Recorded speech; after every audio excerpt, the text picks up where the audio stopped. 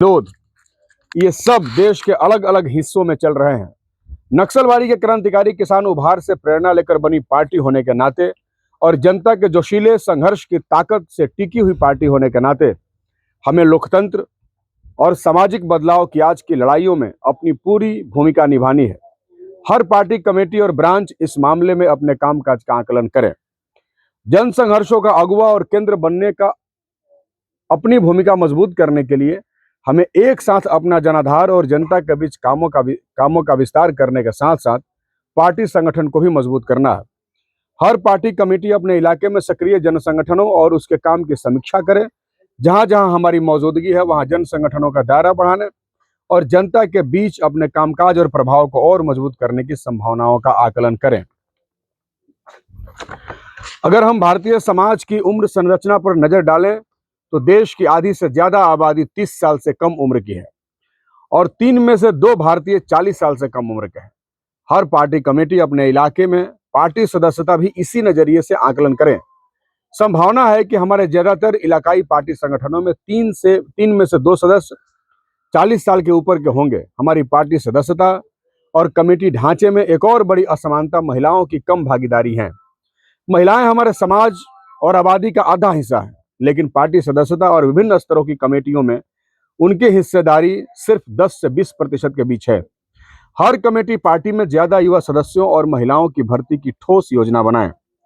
आजकल हमें ज्यादातर जानकारी व्हाट्सएप, फेसबुक और यूट्यूब से मिलती है।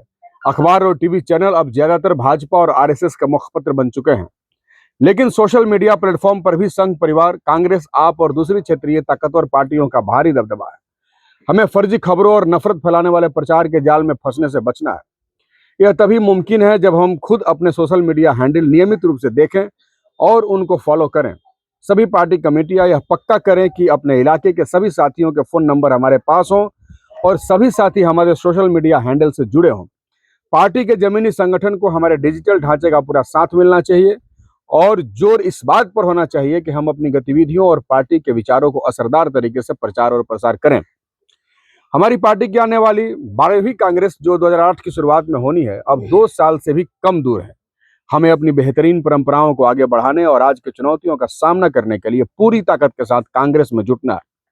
झारखंड, महाराष्ट्र और तमिलनाडु में हाल में हुए कम्युनिस्ट ताकतों के एकीकरण और अलग अलग मोर्चों पर पार्टी के काम के विस्तार को देखते हुए हमें अब तक 5 लाख सदस्यता के स्तर तक पहुंच जाना चाहिए था, लेकिन हमारी नवीनीकरण रिन्यूअल प्रक्रिया में लगातार देरी और नए सदस्यों की भर्ती पर लगातार और व्यवस्थित जोर न होने की वजह से हम अभी भी करीब 2 लाख के आसपास ही हैं।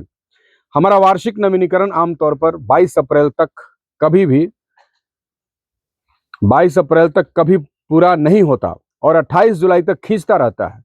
22 अप्रैल, 28 जुलाई और 18 दिसंबर के आसपास मौसमी लेवी की वसूली और ब्रांच बैठकों के आयोजन का रिकॉर्ड अब भी बहुत कमजोर है। सभी कमेटियां अपनी सदस्यता नवीकरण और भर्ती के तरीके को बेहतर बनाने के सुझाव दें। सीसी ने तय किया कि 22 अप्रैल के बाद जमा होने वाली सदस्यता नवीकरण रिपोर्ट पर लेट फीस लगाई जाएगी।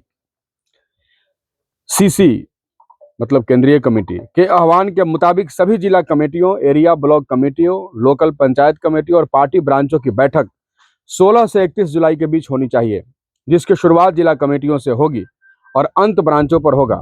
जिला कमेटियां पार्टी के जमीनी ढांचे, एरिया व लोकल कमेटियों और ब्रांचों और सेंट्रल कमेटी व राज्य कमेटियों जैसे ऊपरी कमेटियों के बीच पूल का काम करती हैं।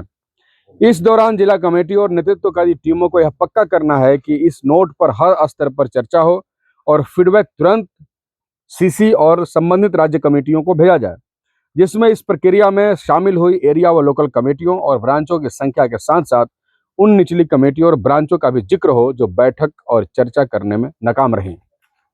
हो गया।